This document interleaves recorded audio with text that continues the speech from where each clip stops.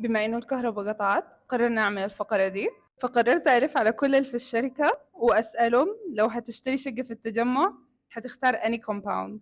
يلا محمد، لو هتشتري شقة في التجمع هتختار ايه كومباوند؟ انا هختار سوان ليك عشان حسن علام عموما شركة مضمونة وهتسلمني في ميعادي. ده غير ان نسبة الكونستراكشن في الكومباوند لا عالية جدا.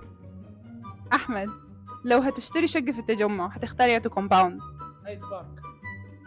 إيهاب، لو هتشتري شقة في التجمع هتختار ايه كومباوند؟ اختار في كومباوند افلين تبع شركة تايم، طبعا عشان موقعها المتميز وعشان سابقة أعمالهم الكويسة. سمر، لو هتشتري شقة في التجمع هتختاري أني كومباوند؟ هختار كومباوند أمورادة. هو هو عاجبني علشان هو جنب التسعين الجنوبي قريب من العاصمة، المكان بتاعه كويس. وليد، لو هتشتري شقة في التجمع هتختاري ايه كومباوند؟ اختار كومباوند تريك تاون. ريم، لو هتشتري شقة في التجمع هتختاري أني كومباوند؟ اختار كومباوند في منطقة النرجس، منطقة ممتازة جدا. ندى، لو هتشتري شقة في التجمع هتختاري ايه كومباوند؟ طبعا هيلز. أستاذ محمود، لو هتشتري شقة في التجمع هتختاري ايه كومباوند؟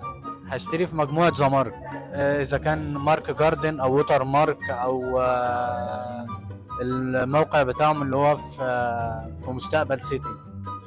أنا عن نفسي محتارة بين التجمع وبين مدينتي، لكن غالبا هشتري في مدينتي. بحس الهواء في مدينتي غير، والمساحات الخضراء اللي فيها برضو حلوة شديد، فيها أمن كويس جدا، وفيها جميع الخدمات، يعني حرفيا فيها كل حاجة أنت دايرة في مدينتي فيه.